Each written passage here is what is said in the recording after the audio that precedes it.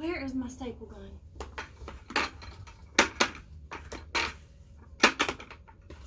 How many times can you say parchment paper?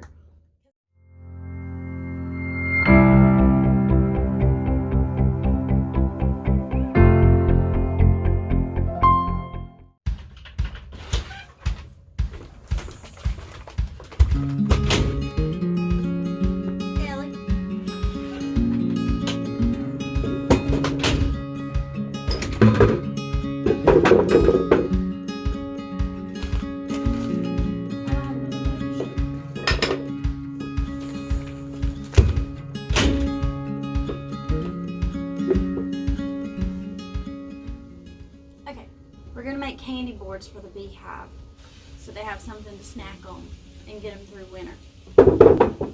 Hopefully you won't be too distracted by my tan lines.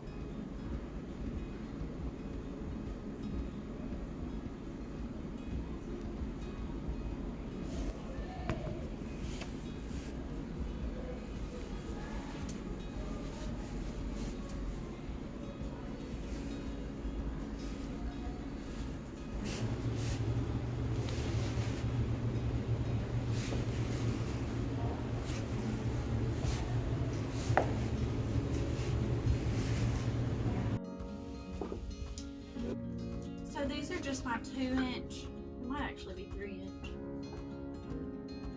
2.5, 3-inch shims that I used for our varroa treatment this year. So I'm just going to repurpose these for the candy boards.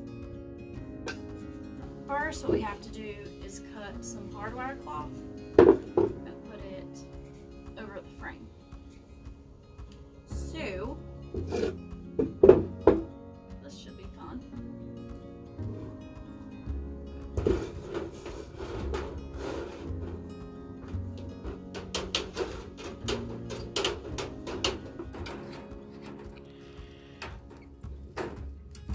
Oh, let go.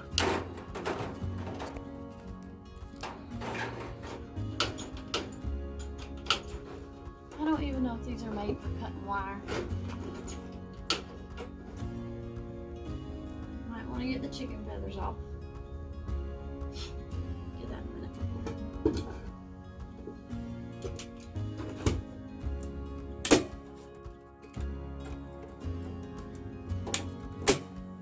Make sure you staple it over the wire and not just in the hole, because that does nothing.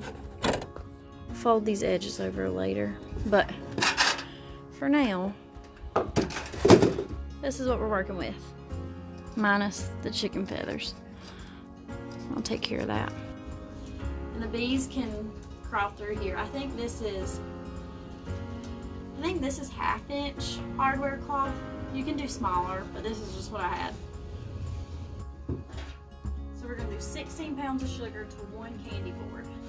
It's 16 pounds of sugar with 3 cups of water and a tablespoon of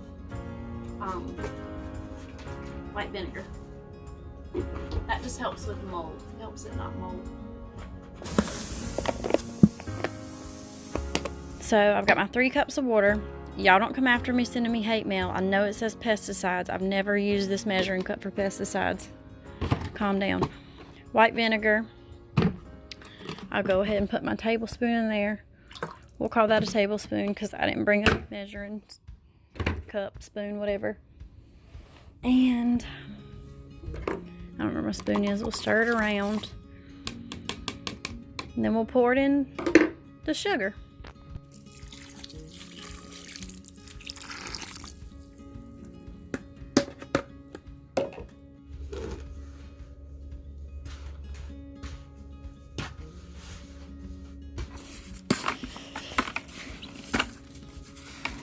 It's getting there. Okay, I think that's probably as good as we're gonna get. So now, some people do parchment paper, some people don't. I think I am gonna do the parchment paper.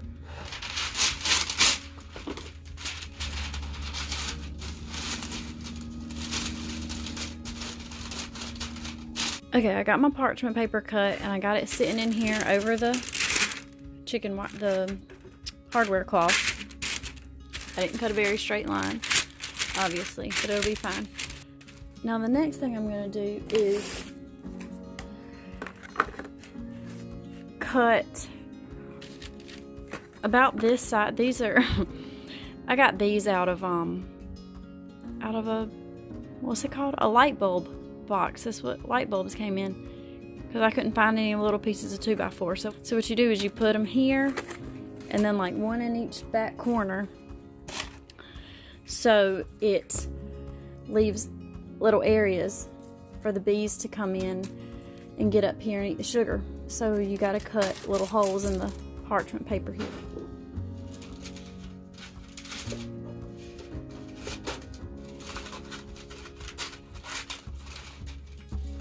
Got my ventilation holes cut out in my parchment paper, and then I'm going to leave these little boxes here so when I put the sugar water in here, it won't cover those little spots. Not sugar water, sugar. The sugar stuff, I don't know. The sugar mixture. The candy, for the candy board. We're just going to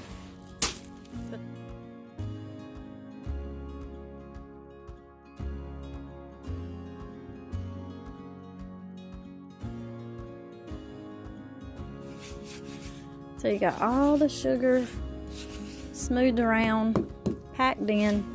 I got my ventilation spots. I'll take the boxes out once the candy hardens. Today's Friday. I'm gonna let this sit until Monday, I think, is the next day that I can open the hive. I think it's supposed to be in the 60s on Monday. So we'll let them sit and put them on then.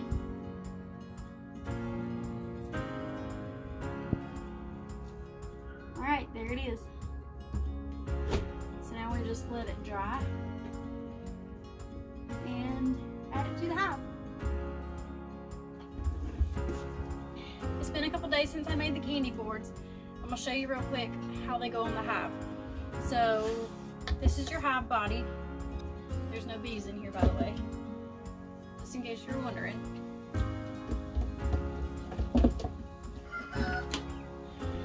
We've got these little slats. They're about, I don't know, ½ inch, ¼ of an inch, something like that.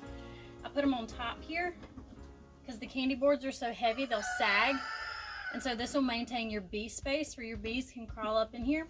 So put these across here like this.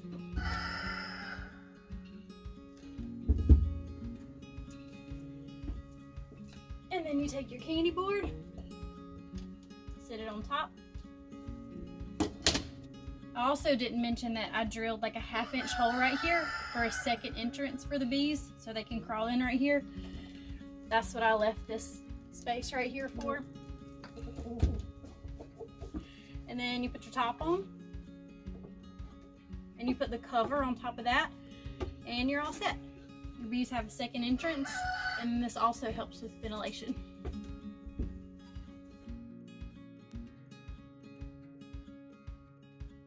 And it looks like someone couldn't wait for me to get it on the hive.